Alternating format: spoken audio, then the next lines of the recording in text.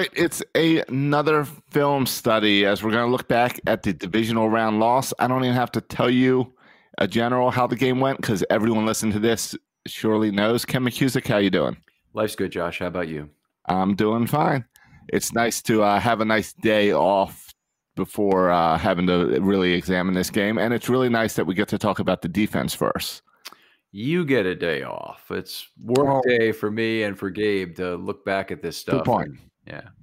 Good point. Well, I'm glad it was defense, so you at least could focus on that. And Gabe is joining us. Gabe, I think you're becoming more and more of a regular on here. How's it going? Yeah, I'm doing well. I think this is my fourth or fifth time on the show, so thanks for having me back. Always a pleasure, Gabe. You're one of the real good ones. Tell people about your Twitter handle to start with. Yeah, you can find me at Gabe Fergie on Twitter. I tweet a lot about the Ravens during the games. I'm constantly tweeting leading up to games, after games. Obviously, the season's over, but there will be a lot of draft talk, probably off-season moves, things like that. So I'm pretty active on there, and I like to interact with everyone. All right, outstanding. Also doing a pod now, The Situation Room with Jordan Coe on this very website, filmstudybaltimore.com. That's correct. I think we're going to be recording our final season wrap-up pod tomorrow, but we have lots of plans to do things in the off-season, take some look backs at the season, things that went right, things that went wrong, just kind of a lot of interesting content, I think, that we have in the works. Okay, that'll be true of Film Study. Also doing lots of content this off season in terms of podcasting. May take a little bit of a break, and when I say that, down to about one podcast per week for a couple of weeks, but we'll be back on with at least 2 podcasts per week, I would estimate, for most of this off season. Gabe, this is a very different feeling, obviously, from last week. Last week, with the euphoria, the wave riding coming out of Tennessee and enjoying that win. This game, that interception, so reminds me of 2 games from Baltimore sports history that had the same sort of a deflating turnover that brings the season to a immediate conclusion effectively. The first was in the 2008 AFC Championship. The loss to Pittsburgh, where they'd been outplayed, admittedly, in the game pretty badly, but we're down only 16-14. They had that kind of deflating penalty by Stone on the punt. Got set back, got 1 first down, looked like it could be one of these methodical drive up the fields to, kick the winning field goal with limited time left on the clock, which would have been perfect. But Flacco threw the interception to Polamalu, run back for a touchdown, 23-14. The lights went out at that exact moment. And that certainly was the end of a really magical season. The other one, I'm sure you remember that one pretty well, right? Yeah, 2008 was definitely a game I remember very well. I mean, that year was a lot of fun. We didn't have any expectations, and then got all the way to the championship game. And even to hang around with Pittsburgh, that was fun to see. But then that was kind of that moment. Can't keep up after that. And then I think there was the McGahee fumble following that up. I think the Ravens had one last chance, and then just all then it all went down the drain. Yeah, sure enough. So tough stuff, but that game, it ended the season immediately. And to me, on the Polamalu pick 6, the crowd knew they had won it. The other one, if you go way back, 1975, which is really, I kind of consider it my first year as a big Colts fan, because the Colts, it was the first year when I was a fan, they were actually good. And Burt Jones was there and was the league's, I don't know if he was league's MVP that year or the next year, but anyway, he was the quarterback, the franchise at that point. And he was out for a lot of the game. Marty Domrey's actually had thrown the only touchdown pass in that game against the Steelers, the divisional loss. And down 21-10, Jones was leading them on a drive down the field to the 4-yard line, threw a pass, drop back to pass, had the ball knocked loose, and Andy Russell returned it 93, 94, whatever it was, for a fumble return touchdown that put the Steelers up 28-10 and ended all the Colts' hopes that year. That was definitely before my time. I think that's 10 years before I was born, so I have zero recollection of that. But it sounds like a pretty brutal way to get buried in a game as well. Yeah, same kind of thing. Obviously you're dealing with the last little bit of fleeting hope. The Ravens weren't dealing with that, on Saturday night. They had a real chance at that point in the game. But anyway, we want to come back and talk about this game, a lot of the defense, which is actually the fun side to talk about. But before we do, Josh has something to say to us. All right. It is my bookie time. You could have been like me and lost a whole bunch of money on Saturday night to my bookie. and then make it up on Sunday thanks to the 10-point spread for the Browns. So it's that time of the year when divisions are decided, champions are crowned, and legends are born. It's the NFL playoffs. So whether your team's in it or not, now's the chance that you can win big by using MyBookie, the industry leading online sportsbook and casino. You can bet NFL, NBA, college ball, MMA, soccer, and more. So head on over to their mobile-friendly website today and get your deposit matched halfway up to $1,000 by using the promo code RAVENS when you make your first deposit. And you can use Bitcoin, credit card, bank transfer, and many other ways to get your money in there. And it's just as easy to get your money out. So head on over to MyBookie, bet, win, and get paid. Use the code RAVENS so they match it halfway. All right, back here with Gabe Ferguson. Uphill struggle all game for the Ravens, clearly, particularly on defense. They had, for starters, very poor relative starting field position. Yeah, I mean, that's kind of uncharacteristic how it happened too. It was really a special team thing that it was a poor punt from Sam Cook, and then we had the 2 missed field goals, and that automatically gave the Bills really good field position. There's 3 drives, and it definitely put the defense under the gun. But even with that situation, they held up pretty strongly. Yeah, they did. I mean, they defended some short fields, but it wasn't wasn't the turnovers that caused it. It wasn't really the kicks because both teams missed 2, right? It was a failed 4th down had a substantial impact on that total. A lot of penalties had a substantial. The Ravens were once again out penalized by a fair amount, and there were some things in this game like a roughing the passer penalty was pretty damn ticky tack on the Ravens, and a roughing the passer play on Lamar Jackson that I cannot believe was not thrown. Yeah, that seems to have been the Ravens' MO this year, being out penalized by a good margin pretty much every game. And the quarterback roughing the passers, they've been kind of one of those things that's kept cropping up time and time again this season, and it led to points several times for other opposing teams. Yeah, it really fairly absurd in this particular case. One thing that I think was I don't know if it's hidden because it was very apparent to me. I'm screaming at it, but I think there are people who maybe aren't clued in on it maybe as closely, is the Ravens did an extremely poor job of managing the wind conditions. And this manifested itself in several ways. Obviously, in one big way offensively, we'll get to in a minute. But the Ravens started the game with a great drive into the wind. I can't even tell you how valuable that is in Buffalo. Buffalo, you have the wind with you in one direction, against you in the other. It's almost impossible to have drives that go into the wind when the wind is really blowing like it was on Saturday night. We saw a lot of the fluttery balls the one way. It's tricky the other direction to throw long passes. It's just about impossible to throw when you're throwing into that wind, and it's certainly almost impossible to kick in that direction. Yeah, absolutely. And the Ravens definitely came out running the ball early, and I think that was with that in mind. And then they kind of stuck with that, I think, a little too much. But I mean, we're not talking offense here, but I think they could have used a quick passing game a little bit more in those situations. But for what it's worth, I think the field conditions were really hard for both teams. So it's something that both teams had to work with, and it definitely impacted the game, impacted the Bills' ability to pass a lot, and I think that's something the Ravens took advantage of. Yeah, I don't disagree. I think they did take advantage of the Bills' inability to pass, and the Bills very much a pass-heavy offense. But let's just talk mechanics for a second. The Ravens should have been able to derive an enormous advantage from this because they can run the football, burn clock more effectively, more efficiently than a team that is wholly dependent on passing the football, as the Bills proved to be throughout that first half and most of the second. And it really didn't make any sense that the Ravens could not control the pace of the game in those first and third quarters when they really needed to. Get those quarters over with, move into the quarters where they had a big advantage. And the worst single play of the Ravens' entire season was not the interception. Maybe it was. The second worst play of the Ravens' entire season was Lamar Jackson getting knocked down on the bad snap for a intentional grounding play that took the ball back to the 2-yard line.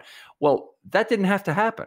The play clock was north of the third quarter clock at that point. There's no freaking reason on earth to run that play. You let that clock run out. You go with the wind in the fourth quarter. I don't. One more play in a 14-point game, not going to make the difference. It's just not at that point with 15 minutes to go. You needed the wind in your favor. They went ahead and snapped against it. Obviously, the snap did not go right, but then everything else did not go right about that play as well. And it was a play where, honestly, on whatever it was on that down and distance on that, it was second down, I think. They really needed the wind in their favor to have the best possible chance to convert there. Yeah, that's a really good point. Honestly, I didn't even notice that clock issue you mentioned with the end of the third quarter there. And thinking about that makes it that much more frustrating in hindsight.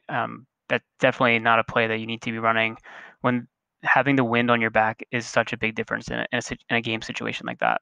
Now, I wonder how many quality control people do the Ravens have on the headset? Because it's not just Roman. It's not just Harbaugh. It's not just a bunch of other people. They're supposed to have a bunch of quality control people, game management people on the loop and say, hey, you might want to consider waiting on the wind and letting the clock run out on the third quarter. I mean, if somebody had said that, if somebody had even suggested it, I think that the Ravens would have held back and said, yep, you're right. Right, hold the ball. Don't know how this kind of thing occurs. I really don't have any clue. It was one of the really frustrating game management decisions of the entire year, and in a year I think has generally had pretty good game management decisions. Yeah, I agree with that about the game management. I think John Harbaugh actually does a pretty good job of when he uses his timeouts in game situations in terms of getting the most advantageous amount of time when the team gets the ball. I think we've seen that play to the Ravens' advantage a few times, but in this instance, I guess the only thought is that maybe you want to get that extra play in because you are down two touchdowns there, and you want to that play might make a difference. It seems foolish even saying that, but that's the only thing I could think of as to why you want to get that play off right there. All right, we got to stop worrying about that. Enjoy the defense for what we got now. I thought a very good game plan from Wink Martindale that was extremely well fit to the opponent. I know you've had some comments in our production meeting about this. Yeah, absolutely. So taking a step back, heading into this game, there was a lot of talk about what Josh Allen does that is good, what he doesn't. He's really good against man coverage. He's bad against zone coverage. Don't blitz him because he destroys blitzes. Well, I think Martindale did look at those things because he didn't blitz very much. The one thing that he did also, which was very well, and one of the things that I wanted to see was how he mixed up his coverage. He didn't just play zone coverage. He played a lot of man in this game too. I'll say it was probably 50-50, and it was kind of like pick your poison. You didn't know snap to snap what it was going to be. There were times where he showed a man look and he switched to zone. I think all those things were exactly what you wanted to have for your coverage. And I think the defense implemented it really well and executed really well for those. And I think it was a really good game plan, and it unfortunately just didn't pan out for them. Okay, so you started with the man zone thing. I want to talk about the pass rush thing because that's something I definitely heard from Bills fans in advance was you can't rush him because he'll just beat you to death. I'm not even sure in those conditions that Allen would have done that Allen would have been able under constant pressure. And certainly the Bills were just scoring the offensive line, and they had no problem turning up the pressure, rushing 6 and 7 frequently against Lamar in that second half, which is where we are right now. I mean, they're just doing it play after play. With Allen, maybe he's got enough better weapons, but then again, every pass he's taking a chance. And I think that the coverage radiuses laid out by those cornerbacks and frankly by Deshaun Elliott on the back end were so good in this game that they would have created a lot of problems for Jackson. I did like the fact that he probed. He did a little bit of everything. We'll talk about the pass rush and some specifics later, so I don't want to get into it now. But the overall fact they held him to 4.8 yards per pass play. I think that was good for the conditions we had on Saturday. Yeah, I think that's definitely good. And we can all agree that the conditions were really bad for passing. And that's what the Bills were going to do. They were going to pass the ball because that's really the offense that they have. They don't really have much of a running attack. And, the Ravens would have probably stuffed them pretty well if they just tried to run the ball.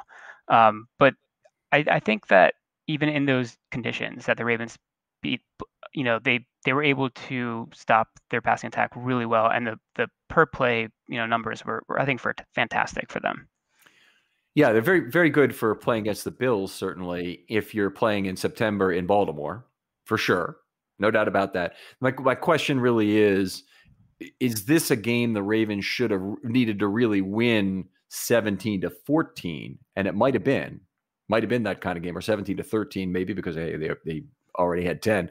But you know what I'm saying.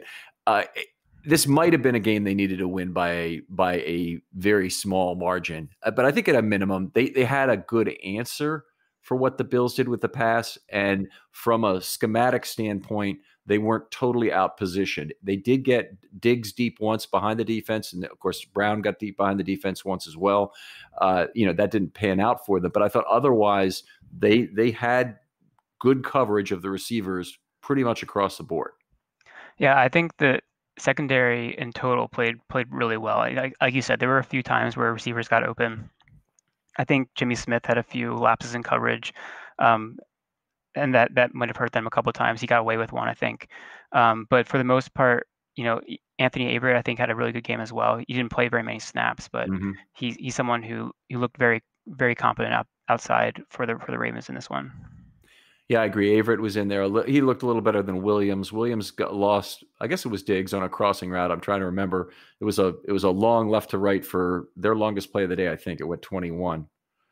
Yeah, I think that was on Williams, and I think one of the reasons why he got lost was there was a little bit of a rub route, and he got washed out in that action by the other receiver coming across, and he lost Diggs for a split second, and that's all it takes for Diggs to get open and get a big gain. Right. But then the fact that that 21-yard play is the longest they gave up the entire day is really pretty good. Allen is a deep passing quarterback. He has a big arm, and although he's very wind resistant, I thought he did a pretty good job of not giving away the ball, given the wind conditions on 39 passes. He didn't score with any really big hits against this defense. Yeah, and it was almost remarkable in the first half that I think they rushed the ball once in the first half. Was that the stat? Once by Allen. There might have been once. I think it was 3 actual carries, but one of them was a kneel. So I'll get it for you just a second. Yeah, they had 1 run left for 3. I think that was Singletary against a dime. They had the run for 4 with Allen on one of the early plays, and then they had or maybe it was 6.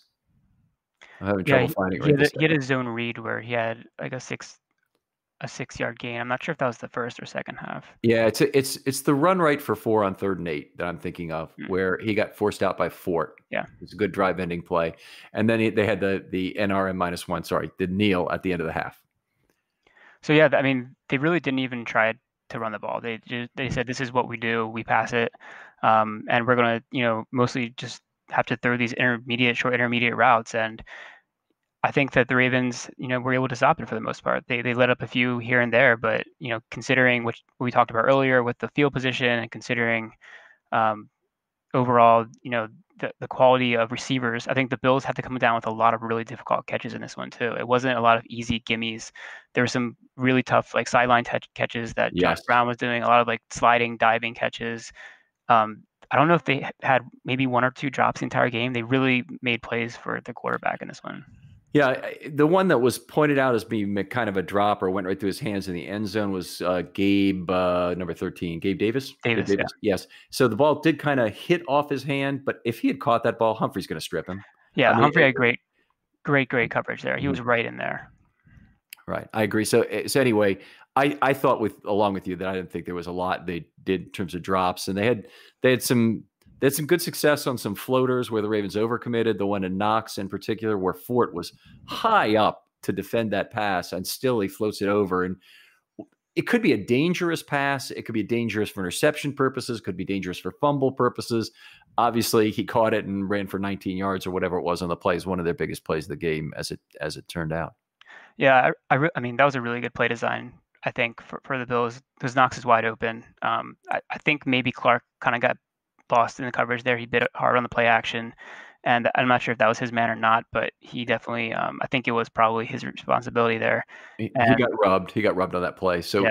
It was, I forget who the receiver coming across was, but Clark definitely ran right into it, and that left Knox open, and then for a pretty good run after. Clark didn't recognize right away where he had to go, but even as the ball was in the air and Clark is moving, then he's intercepted by the traffic. Yep. All right. Let's move on. Let's maybe talk about packages in this game, and then we're going to get down to the players. We usually hit that last. So I'm just going to go basically through what they were doing during the game, and Gabe, hop on with comments about it and whatever you know how to do this. 5 snaps of base. The first time they used that was on 1st and goal from the 3. So they didn't use any base defense in the first half. And the Bills never gave them a reason to do it either, because they had 11 personnel on basically the entire time. I don't know if they maybe had 12 on once, but it was pretty much 100% 11 personnel in that first half, or 10. They had some 10 as well. So the first time they used it was on 1st and goal at the 3-yard line. And then they said, no, we're not doing that. They put back in their 11 personnel with 3 wide receivers left, which is one of the real breakdowns of the day defensively for the Ravens. Let's talk about that in just a minute here. Let's talk about it now. It's better we do. That play bothered me. Every single person looking at that knew. So, okay, let's talk about that play right now. They had 3 wide receivers on that left side with 2 cornerbacks opposite them. They had a dime defense. They had a nickel defense on the field, which is a little bit unusual anyway when you're in a goal line place. But hey, they just gone back to 11 personnel after failing with the run on first down. So they actually failing with whatever the play was previous then first down. I don't remember if it was a run or not. But then when they had Peters at the line of scrimmage on the right side, outside of Dawson Knox, stacked up with 2 safeties behind him. Now, every 11 play that the Ravens face is typically a corner on wide receiver situation, meaning the corner switches sides. And the last time I can remember this happening where it didn't work out right was against the Patriots on that long touchdown to Hogan, where everybody thought Matt Elam messed up and Lardarius Webb had not switched sides in order to cover Hogan. This was just bizarre beyond belief. Yeah, this play drove me insane. And I think everybody who was watching the game saw it. And, the announcers were saying, oh, you have 3 guys there and there's only 2 defenders. And I think, millions of people were like, why is it lining up like that? And then I'm like, maybe they're in, a zone coverage where they're not, bring guys out there, but that's not an excuse for that. Like, Patrick Queen was the closest defender who was on that side of the field, who wasn't a cornerback, who probably should have been aligned with a wide receiver. I thought maybe at least he can recognize that and scoot over. I'm surprised that they didn't take a timeout. That I would have taken a timeout. I was yelling at them to take a timeout. It's like, don't let that play get off. That's a guaranteed touchdown. It's so easy. And then there was just nothing. There was somebody completely just dropped the ball, and there multiple people must have, honestly. Yeah, it's another quality control issue that somebody has to call it from the stands, but Harbaugh might not have been right next to the official. So the official, this is one of the problems with goal line plays, is if you're not next to the official somehow, you're not really in a position to make a timeout call. And so one of your players on field has to do it. If you're asking Patrick Queen to react to fix the broken defense, that's not the guy who's going to do it. That is not the guy who's going to do it. Yeah, that's the problem. And Clark was on the other side, and he did make a motion before the change in camera angle on the broadcast. If you look at it, he's got his right arm out there. I can't tell if he's talking to Elliott behind him, or if he's talking to Peters, or if he's maybe motioning to a linebacker. But he saw something, I think. Clark himself is the guy who probably should have fixed it by bolting over there at whatever his top speed is. Yeah, it's pretty clear that he might have noticed it, but the fact that he didn't, at least get over there and try to make an adjustment, he could have called a timeout on the field. Like, he has that ability to do that. So there's something that wasn't communicated properly there. There's no reason why you have 3 defensive backs on the weak side of the field where you only have 2 tight ends. That doesn't make any sense. One tight end. One tight end, yeah, and the running back. But just a failed play design or failed play execution. Someone definitely got yelled at after that. I'm sure of it. Yeah. So it is difficult. People, you have to trust your teammates. They have to know what they're doing in terms of what their own assignments are. But when somebody blows it and somebody then has to cover up, it does make things difficult. Now, that's a 1st and 3 situation. I'm not honestly of the opinion they should have called a timeout. Timeouts are valuable. 2nd and 3 situation is probably going to be a touchdown anyway, or has a good chance to be. I wouldn't want to give it up, but it did look like the Bills had an automatic check call. That might have been the call anyway, by the way. Might have been a wide receiver screen pass, but it might have also been an automatic check when they get that defensive misplacement. Yeah. where they don't even have to go to the number two. They just go to an automatic check, and everyone on that left side knew exactly what to do. That's all I can say, and our guys were not positioned to deal with that. Yeah, it's unfortunate because it is. You're right. It was 2nd and 3. Like the odds of a touchdown there, regardless, are pretty high. So maybe a timeout is not quite worth it. But you're basically giving them the free points there. So it's definitely a problem. And it's not the first time we've had quality control issues this year. We've seen 10 players on the field a number of times. Yes. So I think they need to take a hard look at things like that and figure out who's in charge of that and who isn't catching it.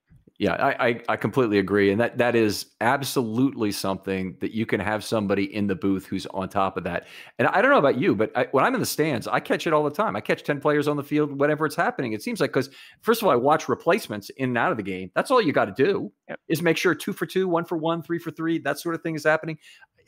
And the other thing is, if you're looking at a defense and you're playing the what's that defense game, you're saying, okay, that's a nickel, that's a dime, but things don't add up. If the set pieces aren't 11 minus your defensive backs, then you got a problem.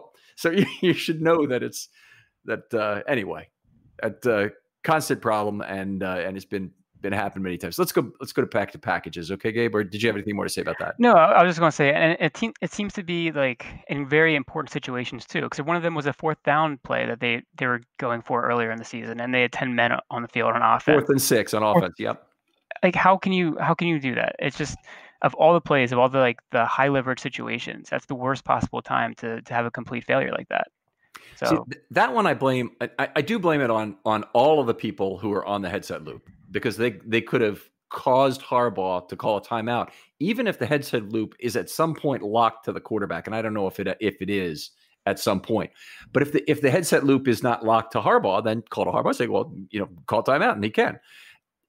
That didn't make any sense to me at all. That was particularly bad. But I would also like if there's someone on field with that responsibility, and it seems like the tailback is a logical person to catch that. It could be either the end receivers or both could be responsible for it as well and call timeout, because they're looking right down the line of scrimmage. You can read the backfield too and make sure they have to constantly be aware of, am I the guy on the line of scrimmage? Am I not the guy on the line of scrimmage? Seems like a very easy responsibility to delegate out to one person on the field who's not the quarterback and has a lot of other read responsibilities. Absolutely. And I hope they take a look at things that went wrong like that and figure out a methodology and a system to make sure this doesn't happen as regularly as we saw it. All right, let's move on. Jumbo nickel, 2 snaps of that. They used it on the last 2 plays of the first quarter. And they do it instead of the base nickel and 11 personnel. Sometimes it was a silly thing to use, frankly, in this game. They never really needed 3 offensive linemen, or 3 defensive linemen, I should say, because the Bills never really presented any kind of a run threat to them. Standard nickel, they do use 23 snaps. Now, when the Bills were in 11 personnel, this was kind of their automatic defense. They did use a little bit of the 4-corner dime also versus 11. So the Bills ran almost exclusively 11 and 10 personnel until they had the game effectively won. Yeah, absolutely. And that's their best personnel to have on the field, right? I mean, they have a tight end who's he can catch the ball, he can make a few plays on the field, but he's not a big threat for them. They don't have a good pass catching second tight end. Their running back is, someone who can catch a check down, and that's about it. Their best playmakers on offense are the wide receivers by far, right. And they have 3 or 4 of them who are very good, and they all kind of got rotated in and out this game. Yeah, they definitely have at least 4, because Gabe Davis is good in addition to Diggs and Brown, but they also have Isaiah McKenzie, 30 out of 34 catches this year, 30 out of 34 targets, so 88% catch rate. I'm so jealous of their catch rates among their wide receivers. They're all like 76.5% and higher, except for Brown. Yeah, it's really impressive, and Brown's our deep threat, so obviously he's the one who's going to get the most, low percentage catches. But they all have fantastic footwork. They have great hands, and they know how to work with their quarterback and come back to him and make catches for him. And that's something that you need to have if you're going to be a team that's going to be passing as much as they do. Yeah, you think about that happening in Buffalo, and Buffalo doesn't have constant nasty high wind every week or anything, but they have a lot of it during a whole season. How on earth do you get 76.5% completion for 3 different guys? with those kind of conditions. It's remarkable, honestly, and Allen has really transformed in this third year. He's become such an accurate passer compared to what he was in the first 2 years in the NFL. So kudos to him, and kudos to their offensive system for putting this structure around him and the players around him to succeed. Yeah, but absolutely. We're a little bit jealous there. Standard nickel, 23 for 117, 5.1. They did have one of their sacks while they were in that. So the point I'm making here is that they didn't really have overwhelming results versus any of the Ravens defenses. It was all pretty mediocre, kind of 5 yards per play or a little bit less. Race car nickel, they played 4 snaps of that. That had 4 outside linebackers on the field. And there are 2 different versions because they did play mostly this race car with a regular nickel, but they did play one race car with a 4-corner nickel, which is a kind of an oddball combination. That went for a 20-yard play. So it was that. I think that actually was the one where it was the trailing play by Tramon Williams. I have to look at that again, but I believe that's actually the play that it was a race car nickel package. I think if I had one quibble with the way that the Ravens approach this game on defense was I would have liked to see a little bit more of this package, a little bit more of the pass rush pressure package where you can get a little bit more of some of those either looks with your 2 kind of outside linebackers feathering the A gaps where you don't know if they're going to blitz or whether they're going to drop. Some of the different things you can do with them stunting up front, I think is a little bit better when you have the smaller, more athletic guys. And the Bills really didn't pose that threat to run the ball. So I think when you can have the option of having some of the smaller, more athletic, quicker pass rushers up front, you can do that. I think Brandon Williams led the team in defensive line snaps, and he really wasn't much of a pass rush threat in this game. That's a real valid point, is that if your only defensive lineman is Campbell on a 2nd and 10 play, let's say, or a 2nd and 8 play even, let's say, how much do you think that'll really incent them to run the football? I don't think they're prepared to do it. So, and if you go ahead and send in your race car personnel at that point with 4 outside linebackers, you actually improve your coverage unit because you got Bowser and Judon on the field, and that gives you a lot more you can do in terms of how you set up your coverage and replace inside linebackers who aren't doing the job. And then you just have more ways you can play the game. I like that idea a lot, and it would have been nice even to just probe at them and see, hey, you're going to run against us? Go ahead, we dare you. And then let's see if they're really willing to run Singletary and take their chances on that. Because it's not like the Ravens guys up front are outside linebackers are super small. I mean, there's guys like McPhee and Ward in that group who are reasonably sized human beings, even though you wouldn't want them playing on the inside of a 3-4 base. They're still big enough that they can give you trouble and penetrate. Absolutely. And that ability to penetrate is what gives them, the ability to disrupt in the passing game, but they can also disrupt running plays when you penetrate into the backfield as well. So I think that's something that, like I said, I would have liked to see more of. They did do pretty well in the back end, so you can't complain too much, but it might have been a missed opportunity. Yeah, it's one of the things is those are the kind of things that create more turnover potential, as opposed to just, hey, we'll get you off the field kind of potential otherwise. And I think in a lot of ways that's something the Ravens are missing in this game is they didn't flip the field ever. They started in their own backyard on every play every drive because they didn't have any turnovers. So anyway. Yeah, I mean, I think we'll hit on it later, but they had the one sack fumble they could have potentially gotten the ball, but yeah. And that was on a play where they sent the house, and that was, I think they sent 6-7 players, and 6, yep. Yeah, so maybe something that they should have done a few more times, but I think that was the only time they sent that many. Yeah, I'll look for that for you in a second here, but they had only a couple plays where they said 6+. That's true. 4-corner dimes, 17 times. Now, one of the things coming into this game, and I don't have any problem with the way the 4-corner dime played. It was used well. I thought it was effective. Williams and Averett split their time there as the 4th corner. It looked like Williams played the 2nd and 3rd corners, and Averett played the 1st and 4th quarters. And they used it versus 10. They also used it versus 11 when they got into 3rd and long or other obvious passing situations. So I thought it was very effectively used. That's not the problem. My problem is, in a lot of these cases, there's still an inside linebacker on the field. And the inside linebacker was where the problems were occurring. Now, the one good thing about it is they played Fort a lot more in this game. He was quite effective. And I want to talk about him either later or now, either one. But I thought Fort was very effective in terms of how he controlled the game, how he understood his own responsibilities. What they didn't get is the other three guys really let him down in that way. Yeah, I agree. And, harkening back to 2019, we would see the Ravens take off the linebackers a lot, or maybe just have one linebacker on the field. And I think that was something that could have been used a little more often in this game as well. Now that they had their full array of defensive backs available to them, they had, like you said, the 4 cornerbacks. I guess they didn't really have their third safety that they trusted so much on the That's field. right. But with Jimmy Smith, the ability to kind of play him in kind of a safety role at times, you can drop him into the zone coverages, and then with the 4 cornerbacks. I mean, was it an injury that Averett missed the 2 quarters? He came back, or was there another reason? No, I don't know the reason. It almost looked rotational because that's sometimes something they do is well, they often do first and third, second and fourth, but this was first and fourth. I don't know the answer for you though. Is the direct. Yeah, it's interesting because I think that Averett outplayed Williams by a wide margin, and he was the one who has played very well for the Ravens at times this season.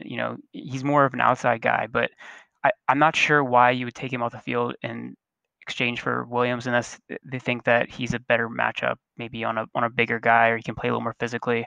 It's hard for me to say, but I would have preferred to see more of Averett and less of Williams. I think it either was injury or rotation by drive because we didn't see any exchange within the same drive. It was all Williams for a long stretch between Averett at bookend times in the game. So it wasn't an exchange by drive an exchange by play situation, which means it probably wasn't an exchange by personnel of the opponent situation. So they didn't put Isaiah McKenzie on the field and say, Averett's not quick enough in terms of his change of direction skills. We need Tramon Williams here. They, just did it the way they did it. Yeah, the one thing with the Ravens and their corners and how they match up with wide receivers, I don't think they always take advantage of that in the best way. I think if they see a certain player on player that can do a better job, I would prefer to see that. For instance, you could put Humphrey on Diggs and just keep him there. Mm-hmm. That's not how the Ravens do their secondary. They kind of have them in their defined roles. Peters plays the left cornerback, Smith will play the right cornerback, Humphrey will be in the slot. When Averett comes in, things get a little trickier. But I would like to see, especially in a game like this, when you have wide receivers on the opposing team that have really distinct skill sets, I think you can match up with them a little better. I mean, that's fair. And you're right that they start always with Peters at left cornerback, and he's the fixed piece that they won't move him anywhere unless all 3 cornerbacks, all three wide receivers are on the other side of the field. And sometimes, as we found in this game, they won't even do it that early. So that's not funny. It's too soon, But anyway, you're right, and Jimmy Smith is in there at right cornerback when he's in a 3-corner alignment. But the one time they will move him is when they go to 4 corners, they will move him to the inside, put him on a tight end possibly, or put him on even a wide receiver that's on the inside. I don't mind the moving around. I also don't mind the fact that Humphrey is the biggest asset they have, and they'll move him to a position in the slot to take somebody. Because the slot is where Humphrey is disadvantaged. It doesn't have to be against the other team's number 1 receiver. So I don't have a problem. If they have Stephon Diggs and they're playing him on the outside, I don't have a problem if your boundary corners are better there to leave him there and leave Humphrey where he would be disadvantaged against other receivers on a lesser slot receiver.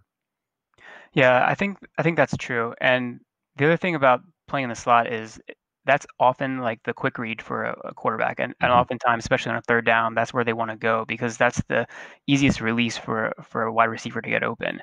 So if you have Humphrey on that wide receiver, then you have your best player taking away sometimes their first read. And that's something that you want to do sometimes. Yeah. And you got the chance after the ball is caught but not secured, I'll say, to get it free, whether it's by fumble, which has been Humphrey especially, but also just by knocking it free, where Humphrey has still those baseball bat arms to do that. Yeah, and in this game, it didn't really have much of a consideration because the Bills didn't run very much. But the slot cornerback is also a position where you're required to really fill that alley and run defense. And Humphrey is one of the best run defending corners in the NFL, and he's so physical and he plays that role really well.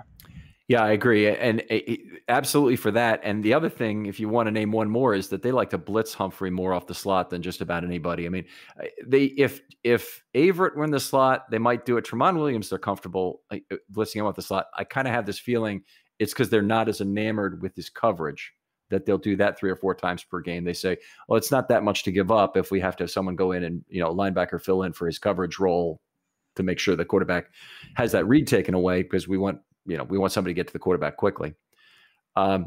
He's a savvy player. I don't want to put down Williams anyway, but I just think the Ravens feel like they might be losing the last one they rush him. Yeah, and that's true. And in the slot, you're in an advantage position to rush the passer as well, because you have a short distance, and especially if you're coming from the blind side, you can sometimes get in there without even recognizing it. Choice of gap, B or C. You got lots of opportunities there that can make things work. So if you have Yannick Ngakoue working on that side, he fans out the guy gaping B gap. You got a better chance to make that play. Yep. All right, let's move on. Talk about the pass rush a little bit. Very little scheme in this game. Pass defense obviously was good overall. We talked about that a little bit. 14 out of 39 ample time and space opportunities. Little high at 36%. They obviously didn't blitz as much as they normally did. It's about 3% normal, 3% higher than what they'd be giving up on the year so far. So not terrible by any stretch. And it's a small sample size. So it's only really about 1 additional ample time and space over 39. But still, he got the ball out quickly 10 times. The Ravens had 15 pressure events. None of those numbers are so far out of the bounds that they would have been the reason for the 4.8 yards. I think most of the credit really goes to the back end in this game. Definitely agree with that. The coverage was definitely the strong point for the Ravens in this one. I think a couple players did stand out in terms of their pass rush, and I think we'll talk about them a little bit. But the interior pressure wasn't there too much. Campbell had a few, Matabike had a couple, but one thing that I think they could have done a little bit more was work some of those stunts and some of those deceptive things. They had time in this game because Josh Allen came into this game with a 3.04 second average time to throw. That's what the Ravens have been craving facing, is a quarterback who holds the ball a little longer, is willing to take a little more chances with the football. That's when you have a little more time to stunt, and you can get some good opportunities set up that way. And with the wind and the way the secondary was playing, there was opportunity in this game to do some of that. They ended up stunting 4 times in the game, by the way.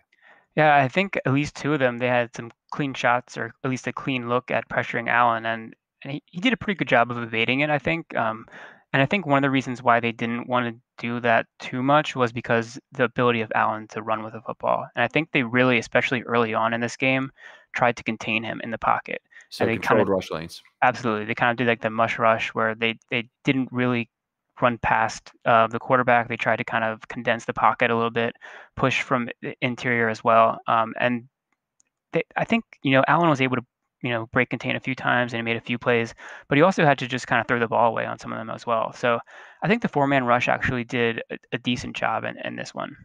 Yeah, he got outside the pocket a couple times. You mentioned one was on the zone read. One was actually on a run play on 3rd and 8 where he was intending to pass, and angles were good. Pursuit angles are very good on him in particular in this game. But most of the pursuit angles were on him. They had a few that were on receivers as well. The pursuit angle was excellent on the 6-yard gain. I think that was Elliott coming up and making the tackle. On the 4-yard 3rd and 8 play, that was Fort taking to the sideline there. Bowser did a wonderful job of stringing him out for a 2-yard loss on his 3rd run. So they did a wonderful job not letting Allen, get outside of containment. I do agree with you. I think there was some desire to control those rush lanes. I still think they could have taken more chances. And when you have Patrick Queen in the game, a lot of snaps there. Patrick Queen should be able to help you with pursuit, even if he can't help you with anything else. I mean, he's a downhill player. He's got to at least be able to be focused on that sort of thing. They didn't use him hardly to rush the passer in this game at all. I don't have a number for you exactly, but he only blitzed like 3 times from off the line of scrimmage. And I don't remember him lining up on the line of scrimmage really at all in this game. So I don't know how many times in total he rushed. Somebody can look that up, or if you have a PFF subscription, you can look at it from there. But he was not used to rush, which meant he should have been a good pursuit player. Yeah, one of the things I thought that they might use Queen in this game would be kind of as a quarterback spy, because he's not someone who is an exceptionally good coverage player, and if he's going to be in there on passing downs, you can maybe have him influence the outcome a little bit by using him as that kind of a spy and someone who can maybe do some delayed blitzes. I think I saw him on maybe one kind of delayed, almost like a green dog kind of blitz. But for the most part, he kind of didn't do very much in this game. I didn't really see him stand out in a negative or a positive way. He kind of stood in the middle, and maybe he was working as a spy to some extent because he just kind of held his like short zone area. But I think for the most part, he didn't really have much of an impact on this one. Here's how you know if he's a spy or not. If he rushes the quarterback late when the pocket breaks, and that happened a lot in this game with Allen, there were 5, 6, 7 times where he left the pocket, then you would have seen Queen blitzing in. Most of the time, at least in my recollection, that was more Fort than anybody else. So, yeah, you're right. It was Fort, and so I guess that means that Queen was really not used at all in that role. And so I just looked it up in PFF, and they had him for 1 pass rush for the entire game, which and then 33 snaps in coverage, which is something that I would question the game plan for as well. 33 snaps in coverage, yeah. So I mean, if you could give him maybe 6 or 7 snaps as a blitzer, I think maybe that's a better way of using him in this one. I do want to finish the pass rush, but you got Queen brought up right now, and you got his coverage abilities. Here's my problem in general with how Queen has been used in the playoffs so far. I understand during the regular season the need and the value both of getting developmental snaps for Patrick Queen. First of all, he splashed, so we've seen some ability. That's great. Have him feed off that and make that into something positive in terms of additional responsibilities. Harbaugh mentioned getting 1% better per day. Unfortunately, the season's only 100 days, and so he's probably only getting about 110% better. If you, it's not a lot that he's going to improve on during that amount of time. And he was not starting from a particularly high area. What the Ravens couldn't afford to do in these playoffs was continue to grade him on the curve and still talk about, he's really good for not having any off-season training activities and not having any camp. And he missed 4 games of preseason because of that. And, now you're trying to judge him as if, well, I'm not trying to judge him in that way. He needs to be judged on the same level as any other available inside linebacker because this is a playoff game. Yeah. I think you're right on point here. And when you're someone who has kind of proven throughout the course of the season that he's not someone you can count on in coverage, he's sometimes going to, take the wrong route, or he's going to, cover the wrong guy, or he's going to miss his assignment. And it seems to happen once or twice every game. And why in the biggest game of the year is he someone who's basically not coming off the field when he's definitely probably the weakest defender you can have? And you have other players that can play similar roles and play them better. And that's the issue that I have. Well, he's not alone, unfortunately, in that role. So Queen played 43 snaps, and they had 51 competitive snaps. So the 43 is out of the 51 competitive. Another issue that I had in this game was that Fort played 24 snaps. Now, Fort played 24 snaps is a good thing. Board played 34. No, let me get this correct. This is amazing. I have Board for playing only 8 snaps, and I thought I remembered him playing more than that. That's what PFF has too. PFF has 8? Good deal. Okay. So anyway, him playing that number of snaps bothers me a little because I think Fort would have just been the better guy just to take over that role, to be the guy on third down who effectively is a coverage / short zone player. You get all that recognition. You get. He's the only one of the inside linebackers who really knows what's going on behind him in terms of route combinations and can impact a passing game from a lane perspective. He can read the quarterback and he can chase the quarterback, as he proved in this game. Don't know why he wasn't in there over those 2 guys, and you could have made him effectively the every down inside linebacker in this game. Right. And as you talked about before, neither one of them are wearing a green dot. That's Chuck Clark.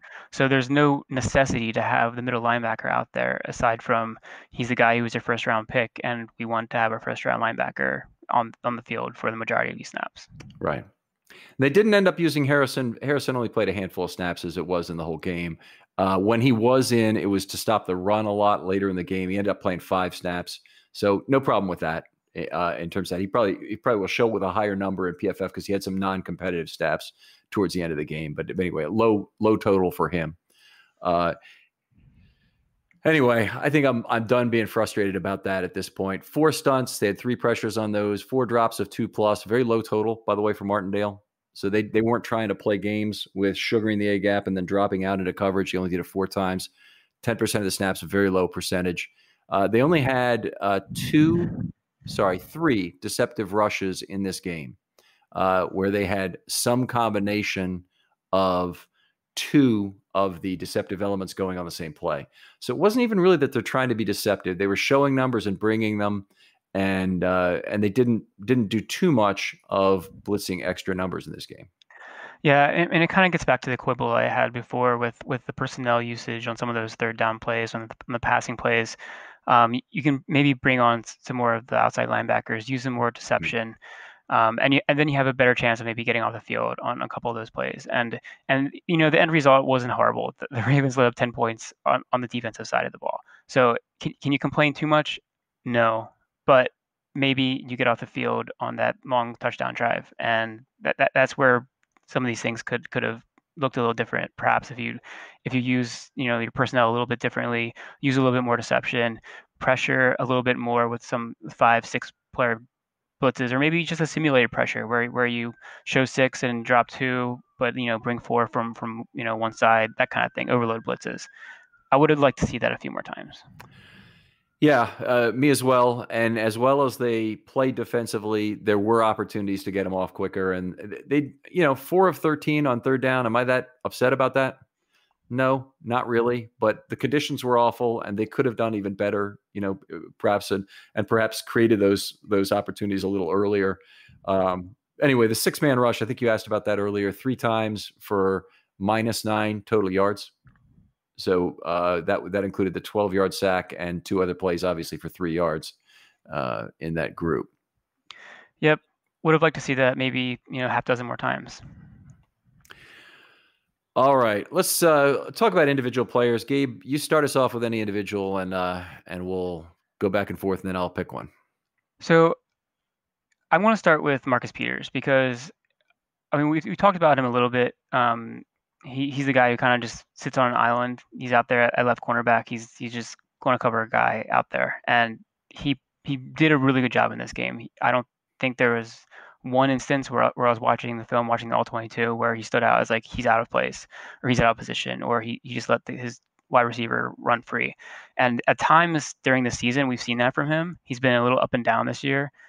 He's been, he's gambled a few times. He's tried to undercut some routes and let some his actual his cover guy who's supposed to be covering let get behind him. That wasn't the case in this one. I think he played an outstanding game, and I think he's someone that the Ravens need going forward next year to be still playing at this level. And if he can continue to be focused, be dialed in, he's one of the best cornerbacks in the league. Yeah, I agree. I mean, they've spent the money on both of those cornerbacks right now. They need to produce just the way Stanley needs to produce, just the way Jackson needs to produce. There's no, if any of those 4 really were to have a very bad year, it's a big step down for the Ravens in terms of how they have to scramble to make up for one of those plays being lost. And we saw that this year, and this game, I think it came to fruition in terms of not having Ronnie Stanley. Yeah, absolutely. I mean, the Ravens have invested a lot of money in their defense. Peters is one of those players, and like I mentioned, he's had a few hiccups this year. The Kansas City game sticks out as a game where he gambled and had some bad plays. Mm-hmm. But I think especially in the second half, he really turned it on. He got dialed in, he got focused, and when he's playing at that level, and you have Humphrey out there as well, that's a really good quality secondary, and it's going to be hard for teams to move the ball through the air on them. Yeah, get Tavon Young back next year in the slot. Hopefully get Humphrey staying on the outside. I mean, it has the potential to be a very deep cornerback room. Jimmy Smith has been signed now. That's right. He's been signed for next year. Anthony Averett will be in his 4th year. That's looking like a hell of a cornerback room to start the year. Now, we've seen how quickly that could be degraded, but it was nice for the Ravens to come back. And as much as we say, well, maybe it should have been Tramon Williams or maybe it should have been Averett as the 5th corner in this game, they had 5 pretty good, healthy corners ready to go in this game. That's amazing. Yeah. I mean, especially considering at times this year where they had 2. Yeah. It worked out well that they were able to get healthy at the right time and have those guys out there. But if you look at the Ravens cornerback room, it's probably the best in the NFL. I don't outside of maybe the LA Rams who have some a trio or a I don't know what you call four corners. But I think front to back, top to bottom, the Ravens cornerbacks are probably the best in the NFL. And looking into next year, when you get, like you said, Young back, when you have Smith, you can play outside corner still at a very high level. Averett is your fourth, fifth cornerback. That's really good. He was solid for the Ravens this year, and I'm hopeful that he's someone that they can get to stick around. But we'll have to wait and see how that happens if he's someone that they try and extend after 3 pretty good years, I think, where he's continued to improve, especially in his third year. Yeah, the Ravens have a lot of 3-year extensions possible. Unfortunately, I think the COVID cap may be working against them a little bit, but maybe not entirely, because you want to get a discount on these guys. You want to push money into the future, and if you're signing people and giving them a bonus now that effectively increases their salary sum, you really better get value in the future years. I think players are going to be willing to give up value for 2021 because they know the COVID cap is lower and money is scarce around the league. I think they're going to be less likely to give it up in 22 and 23, which is when the Ravens want these players like Averett, like Bozeman, like Andrews to take a little bit less money, a year early. Yeah, I mean, that whole COVID offseason is going to be a very interesting thing to see how it plays out. First of all, we don't know what the cap's going to look like. I mean, 175 is the basement, so it could be that. It could be a little higher than that. We're going to have to wait and see what the revenue numbers look like at the end of the year. But it's definitely not going to be something that teams are going to have fun dealing with. And there's going to be a lot of free agents, and how it affects the free agent values, who knows? It could be a lot of one-year contracts, and then kind of wait and see next year or the year after that. So it's going to be curious. It's going to be interesting to see how the Ravens go about doing it. But there's definitely going to be a lot of players that they're going to look to either extend or re-sign, I think. All right. Let's go ahead with a little bit more individual discussion. We've talked a little bit about Fort, but his game was so good that I just want to really talk about some of the plays, because he did it all. I mean, he closed quickly on receivers. Great play on John Brown midway through the first quarter where he took him down for a 4-yard gain. He beat a wonderful screen block from Mitch Morse. Well, it wasn't a wonderful block, but he beat a Mitch Morse on a screen to Devin Singletary that ends up being only a 2-yard gain because he's working downhill effectively. Mentioned the play on Allen to knock him out of bounds. He had a late flush on Allen at one point that ended up, unfortunately, being a PR10 on the play. But it was what it was. He was just all over the field in terms of getting pressure, not flaggable pressure, but pressure. He did have one quarterback hit in the game. He made a nice A-gap penetration to take down a guy for -1. That was fairly late in the game. He just did a little bit of everything. He did it very positively. And it just got me wondering again, why the hell hasn't this guy been out on the field more snaps this season? Yeah, that's the real question. And like you said, he had so many positive impact plays in this game, and he only played half the snaps, basically. If he would have been out there for every single snap, maybe the outcome of the game is different. It's hard to say for sure, but he was really influencing every single aspect. He was doing well in coverage. He was doing well as a pass rusher. He was doing well as a run defender. He really was a playmaker. I think we saw flashes of that last year, and obviously the Ravens did too because they extended him. Mm-hmm. So they knew that they had a good player. Why they didn't give him the ability to kind of grow into a larger role, that's a question that I think deserves some answers. Yeah, I mean, they have him for another year is the other thing. So they've already signed him through 2021 is his last year, because he was signed during 19. So he played 34.8% of the snaps this year. He had to share that position effectively with Harrison, who played 27% of the snaps. That's not too much, and I don't have a problem, I guess, with Harrison being a 2-down thumper back, where Fort is a more likely to be passing down back. The guy I don't see with the reason to be on the field is Board. He's not as good in really any area other than his ability to play special teams. Maybe you're trying to figure out if he can be your next developmental Levine type player who can give you a little bit on defense and a lot on special teams, which I think is basically what he gives the Ravens. I want what Board gives the Ravens to be as a backup weak side linebacker who can come in on passing downs. I just think Fort is much better at that particular job. Yeah, I definitely agree with that. And Board has the the background, I think he played safety in college, so maybe they think of him as that guy who's better in coverage, and maybe in some situations he does have more skill to kind of like man up on a tight end or man up on a running back, things like that.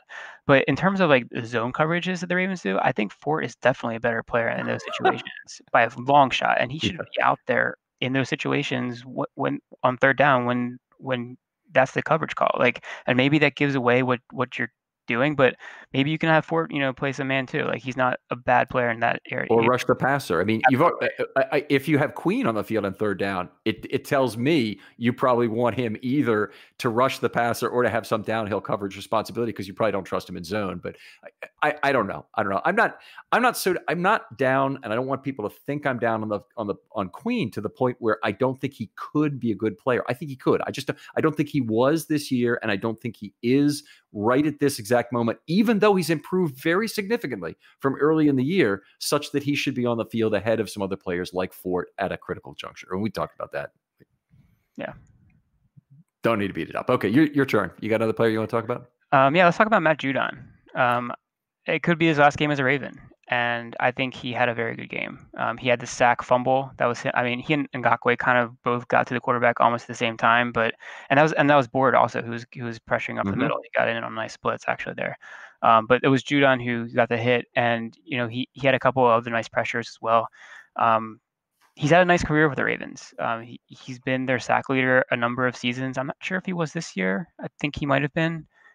It wasn't as big a number as he's had in the past, but he's someone that he's a versatile guy. He showed that in this game. He had a good run defense game, I think. He's kind of just that all around linebacker that the Ravens kind of really use in their scheme very well. And I would say the chances of him coming back are probably slim, but it's nice been watching him play. Yeah, and I am not at all a Judon disliker. 5 pressures in this game as I can. He had also the pressure to set up McPhee's sack.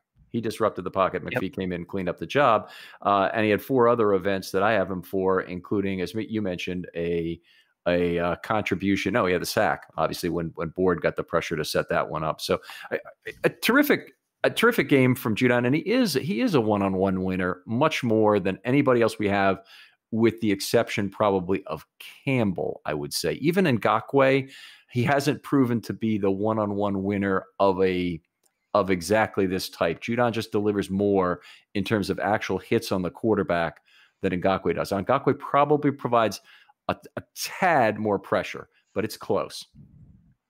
Yeah, I think that's probably correct. Ngakoue has a little bit more speed off the edge, a little bit more of I would say, a traditional pass rush arsenal. I think he probably, might give you 10 more pressures over the course of the season than Judon would in terms of a straight rush. But I think Judon does more as a blitzer. He does more as an ability to stand up. He can drop in coverage. He can move around. That's not what Ngakoue does. And I think Judon has more value in that overall package that he brings. And he can also play on rundowns too. Yeah, there's no doubt in my mind that Judon is the more valuable player to the Ravens than Ngakoue. I mean, I need, I want the Ravens to get a pass rusher that really poses an individual threat on that rush side. But Ngakoue is very expensive, and the combination of Bowser and Judon has been such an incredible tool for Wink to manipulate the pass rush and to create scheme. Yeah, it's true. And I mean, obviously the Ravens are going to be in an interesting situation moving forward with what they do with their outside linebackers. And they have a broad range of players with kind of diverse skill sets. And I think it's going to be interesting to see who they decide to retain and who they let go. And obviously the money's going to be a big factor here. But while we're working on this, who do you project of the 5 guys? And I guess it's Ferguson is signed, so at least that's taken care of. But they have Ward, who was on a 1-year deal this year. They have McPhee, 1-year deal. They have Bowser and Judon, who are free agents now, and they have Ngakoue, who's a free agent. So who of those 5 do you think they end up retaining? So I think McPhee is the closest to a lock of any of them. I think obviously he has he was drafted by the Ravens. He's come back to play for them now for 2 years. I could see him playing kind of like, give him maybe a 2-year deal, let him finish out his career. It's not going to be big money. He's had issues with injuries over the past, so I don't think he's going to be commanding a huge deal on the market, but he clearly has the ability to rush the passer. He can align inside. He's a good edge setter. He's someone that plays like a Raven, and he's one of their leaders. I think he's someone you bring back for sure. I think there's a chance Ward comes back just because he's going to be cheap again. I think he also has some of that versatility that McPhee has. He can play inside a little bit. He can be good at edge setter. And I don't think he's going to command much of a contract either. Of the three larger name outside linebackers, I think Bowser has the highest chance of coming back because of his versatility and because he's not going to be as expensive as Judon or Ngakoue. You're a math guy also, so toss me an expected number to 1 decimal point of those three that the Ravens get back. I'm going to say 2.7.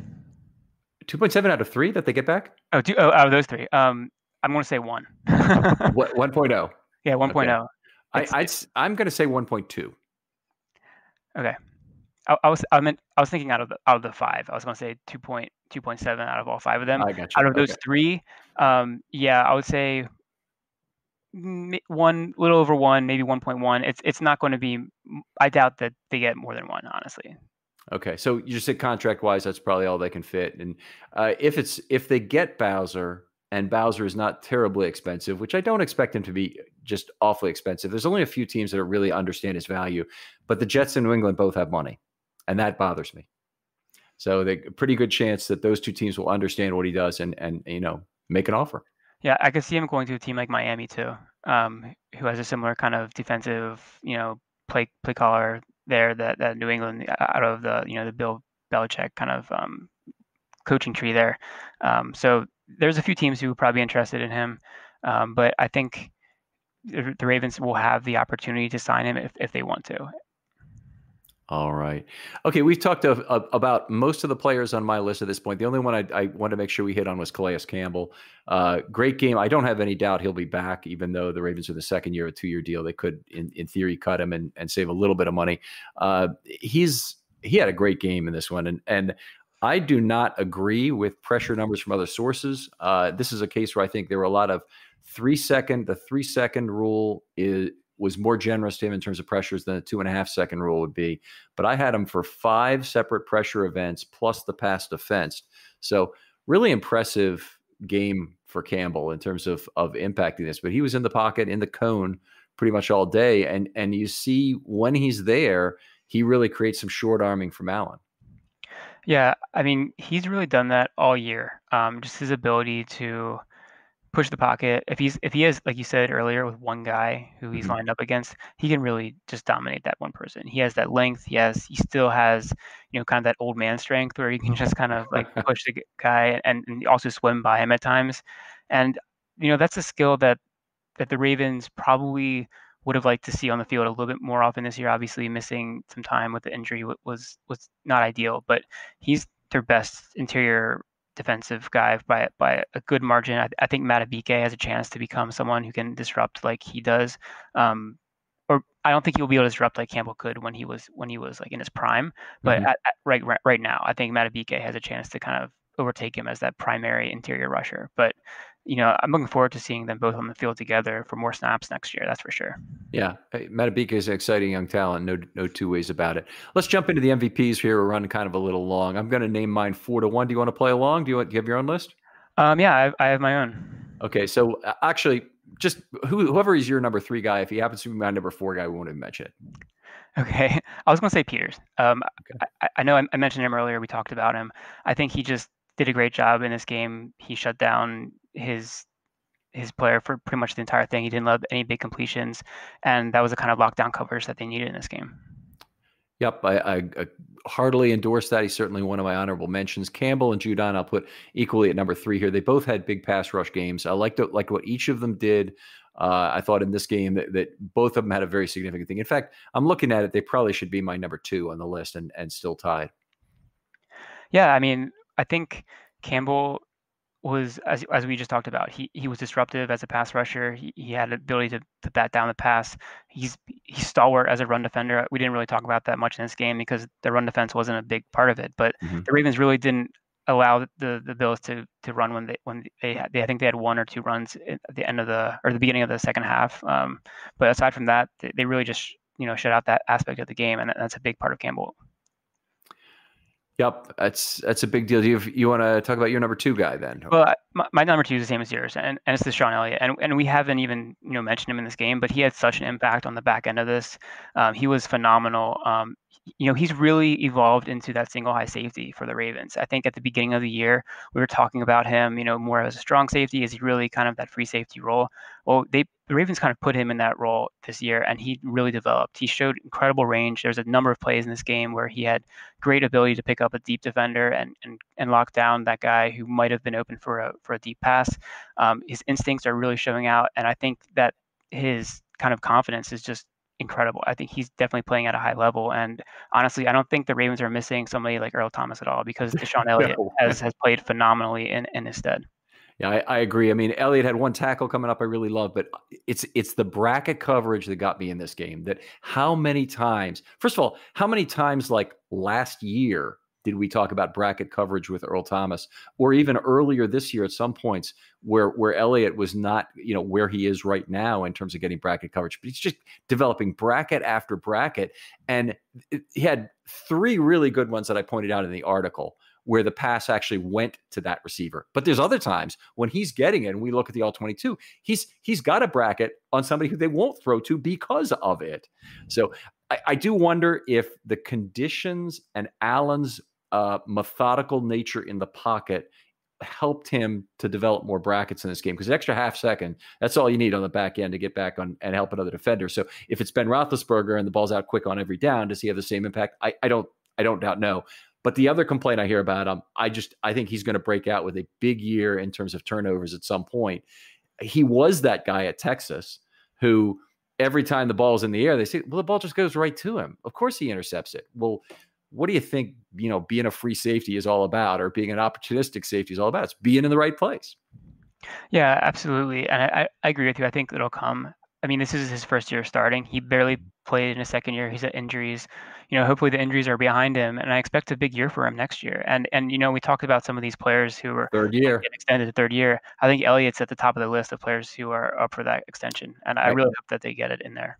Yeah, completely agree. And I think with his history, there's a lot of divisible benefit on the table between both sides. So Elliott should be saying, and Elliott's agent maybe more, should be telling, hey, look, you might get big money or you might get hurt again. We already know you lost 2 seasons to injury. If they're offering $8 million for 3 years, you better jump on this, man. This is your chance for financial security. Take it. And then at the end of this period, you're still 28 or whatever you'll be, and you'll have a chance to get another prime contract when we're through all this COVID crapola. Yeah, 100% agree. I think it's a good situation for him. I think he's an up and coming potential star, and I think the Ravens would love to have he and Chuck Clark kind of manning the back end together for a few years to come. Yeah. All right. I'm totally with you on that. Who's your number 1 guy? Well, I think we both agree that it's LJ Fort, who was all over the field in this game. Even in the limited snaps that we talked about, he's making plays at all levels. He's someone that Ravens have for one more year. We'd like to see more out of him. But in this game, he really showed all his skills off, and I think that I just hope that he can continue playing that. He's not a young player anymore. I think he's maybe 29 or 30 at this point. He's bounced around the league, but he's someone who has that veteran savvy. He shows the experience, he shows the instincts, and he has that athletic ability still. He can make plays in coverage, he can make plays in open space, and that's exactly what you need for your inside linebackers. So LJ Fort turned 31 on January 3rd. So he'll play this next year at age 31. But it is an interesting question: does he then become one of these rotating 2-year contract players like Albert McClellan or Levine, who contributes on defense, also contributes on special teams in very valuable ways on both? And I would love for him to become a guy that they could sign to a series of vet min plus $500,000 signing bonus kind of thing for 2 years, which is the standard kind of Ravens deal that they've had for Levine for a while. Yeah, I mean, I think that would obviously be the perfect scenario for the Ravens, because his value at that contract is exceptional. So if they can lock him up for another 2 years, at kind of that minimum vet deal, I think that's a home run. Whether or not Fort has more of a market, it's tough to say. Clearly, I think teams can see that he has some some skill and some value to contribute. But he play a huge number of snaps, and maybe that works to the Ravens' benefit because he doesn't have a lot of the big, eye-popping stats. Right. I think that's possible. Let's Josh, let's take a look at the mailbag. What do we have? I know we had some stuff. Oh, no, nothing. No one's interested. I mean, there was nothing to watch this weekend. So no, we definitely got some questions, and I kept some on the side for tomorrow as we break down the offense. But let's look at the defensive side. First one up is it time to defund the defense? Is it time to let number 91 and 90 walk and pick up 3rd and 4th round comp picks in 22? And then 91 and 99, correct? 91 and 99. Okay. Well, we've already talked about that a little bit, and I think that might be the way it plays out, whether or not that's what the Ravens want to do, depending on how the contract situations look in terms of what players are going to be able to make in a COVID offseason. I think there's a chance that the Ravens could bring back one of them on like a 1-year deal where it's something in like the mid value range, the $8 to $10 million number. But I don't think they're going to be paying either one big bucks on a long-term contract.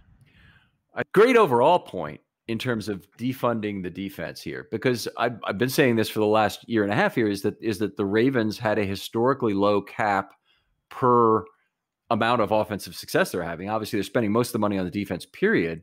But they've also got an older defensive line that they need to replace. Now, they've given big contracts to the secondary they now can't get out of. Actually, they can get out of the Peters deal, but they don't want to get out of the Peters deal. They just signed the Humphrey deal. They can't get out of that. So, not an issue there. The issue, the defensive line is the place. And, part of it is whether or not Brandon Williams is a guy that they think they can afford to have next year. I think they can't afford not to have him, but maybe they ought to try and get him to take a salary reduction in his last year. I think they already restructured him, didn't they? It wasn't a big salary reduction, but I think it was a small salary reduction. They might want to go back and look at doing something again with him because, he does have a very large number for what value he brings to the defense in terms of just really being a run-stopping defensive lineman. You're right, and I had forgotten that they'd already restructured that deal. So it might be a restructure and extend deal that they could do in a COVID time that would, tack on an extra year at $3 million or something. Some way they could restructure the money over that 2-year period that would make sense to both sides. And I don't really know what that would be, but I'm hoping there's a way, because he's obviously a good player and is what he does valuable. I don't know if I can defend that. Yeah, I think that's up to kind of different takes of different opinions people might have on that. But Campbell was kind of maybe in a similar situation. You could tack on another year and maybe spread out the number a little bit more. I think he probably has 2 more years in him, and the Ravens have him for 1 more year, if I'm correct on that. So maybe you can reduce his number a little bit. But I think in terms of the the outside linebackers, they definitely won't be able to invest as much in that position as they had this past year. Well, let's do it this way, because all the mailbag questions are about who you sign, who you keep, who goes. Of the free agents, who hurts the most if the Ravens lose them on the defense? Judon. I agree. I think it is Judon, and I think unfortunately he's probably the most likely to go, just because they have him on the franchise tag this year, and it's unlikely that they go to a long-term contract with him. Yeah, the one thing about being on the franchise contract this year with the COVID cap looming is that it doesn't hold the same kind of leverage as it would have in a past year. Yes, there's a second franchise year, but obviously no one is paying him that. Yeah. So he becomes on the market, and it becomes more a case of, is this a system that he really enjoys playing in, that he thinks really maximizes his own ability? And do the Ravens really recognize that value? And it may be that he goes out, and I think this was an Ozzie Newsome strategy in the past. Let the player determine what the market on him is. And once he figures out that, market is 80% of what I thought it was for me, what are you thinking, Ravens? Is what you want him to do in terms of coming back to the table? Is it just, do you guys have an offer you want to make? Yeah, 2 factors that kind of play in the Ravens' favor there. One is the fact that Judon didn't have the same production this year that he has in years past, in terms of sacks, and that's what I think does drive a lot of contract values, whether it's the thing to look at or not. And then the other thing is, as we talked about, the Ravens have kind of let players do that before. They let Ray Lewis do that before. Mm-hmm. They last year they let Jimmy Smith do that, and he came back and signed for a very reasonable contract. And that wasn't even in a weird COVID kind of strange offseason where contract numbers are going to be depreciated. So it could be that the Ravens are able to get him on maybe a short contract at less of a value than what his market value could potentially be. So we don't know. As I mentioned, this offseason is going to be strange, but it's definitely a potential that something like that happens. The last player they did it with was C.J. Mosley. And he went out there and he found the value is 120% of what the Ravens expected it to be, I think. So anyway, was what it was. All right. Final question. Marlene Humphrey said that he was surprised that no one has reached out to interview Wink for a head coaching job. Are you guys surprised? Obviously, you guys are praising Wink and the defense, so you're glad no one's reached out to him. But do you think he would translate into a head coach? You can start, Gabe. I have some thoughts. So I think there's less of a desire to sign head coaches that are defensive-minded coaches, because a lot of teams have young quarterbacks. They want young, upcoming, offensive-minded coach who can develop their quarterback. I think that's not something you're going to get with Wink Martindale. Obviously, you could hire an offensive coordinator who could then work with the quarterback, but it's not quite the same idea. So that part of it, I'm not that surprised by. I do think that he would be a great leader. I think he's someone that has the locker room behind him. His players want to play for him, and I think they really do love him. And I think that's something that's important for a head coach. So that part of it, I think he would do well, but I just think not coming from the offensive side of the ball hurts him. Yeah, I agree. A lot of the bad teams, who are the teams who are getting new coaches, are exactly the teams that would want that. And of course, the Texans, one of the teams that you didn't think was in that position, now maybe their quarterback's demanding a trade with the new coach not being part of his hiring scheme. But anyway, I was on a Jets pod, and they said the following to me: that first of all, the Jets wanted a CEO type head coach, so they wanted somebody who was going to be able to hire a good staff. And Joe Douglas obviously knows who Wink Martindale is. It seems like that would be a natural place that we'd lose Wink to, is the Jets. But yet, apparently, if the Jets haven't reached out, boy, I don't know. Well, the Jets learned their lesson on taking a Ravens defensive coach. I'm not sure what lesson they think they learned. They went to 2 AFC championship games. So I guess so. All right. So anyway, the point being that I think that there are elements of Wink's game that translate to very good game management things, but I don't know how whether the guy be any good at dealing with a staff, hiring a new staff around him, about delegating authority within that staff. Those are much harder things to really detect. Yeah, I think that's one of those things it's hard to know without kind of being present during those interview cycles and what they are able to bring to the team and say, this is what I would do as the head coach. And one of the things that I do like about Martindale that he's really impressed me with is his ability to use his personnel, understand his personnel, and put them in position to succeed. Mm-hmm. And I think that applies to both the offensive and defensive side of the ball. So I think he definitely has a good, head for football, how to understand how the game really works and how to best use his players. And I think he could definitely convey that if he was in a head coaching position. Didn't he have head coaching options last year? Or he was brought in for an interview, I think. I think with the Giants. Yeah, I think it was the Giants. So clearly there's some interest in him at some point. So I think that maybe there will be again in the future. But for now, I'm just glad that the Ravens have him. All right. Well, you guys are bringing up a lot of good points and stuff about the transition to a head coach that no one down here in Jacksonville is talking about with Urban Meyer. Everyone's just praising him because he's already a god before he even joined the Jags down here. We're going to have that same conversation, I'm sure, about Greg Roman, but we'll save that for tomorrow's offensive podcast. Gabe, why don't you share the situation rooms coming out in the next day or two, and then what else people can follow you with? Yeah, the situation room with Jordan Coe, my co-host. We're already texting back and forth some ideas for what we're going to be doing in the off season. I think we're probably going to try and do at least once every other week. That might be our plan for now, but we'll kind of wait and see and get back to you about that one. We do have one planned for this week to kind of go over what happened in this past game. I think we're going to be recording tomorrow, so we're looking forward to kind of putting the final touches on the season. But definitely stay tuned during the off season to see what we have. All right, and then Ken, FilmStudyBaltimore.com. You already have the defensive breakdowns up on the page. You got that up fast. Yep, that's up now. The offensive line we're working through tonight, and we'll still have a little bit more work to do on that. Unfortunately, that's no fun. Believe me, it's no fun to watch this. And there'll be no Know Your Foe episode this week, unfortunately. By the numbers, not 100% sure whether we're going to do it or not. We may do one, and that may be something we continue. During this off season, we've got a new segment we're going to come up with on visualizations. So this will be looking at charts and interpreting data that are on them in various ways. We have a new guest for that. Brent Dawson will be doing that with us, and Josh has some new technology to use.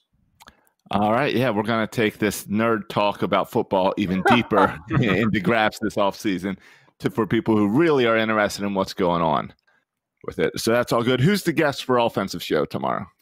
The Offensive Show tomorrow is, a good one. Josh Mustaika, when we've never had him on before, but Yoshi2052, if you know him from Twitter, and excellent guy. He's very much looking for an NFL job, and he should get one soon. All right. Great guy to end the season on. It's unfortunate that he's going to have to talk about that offense.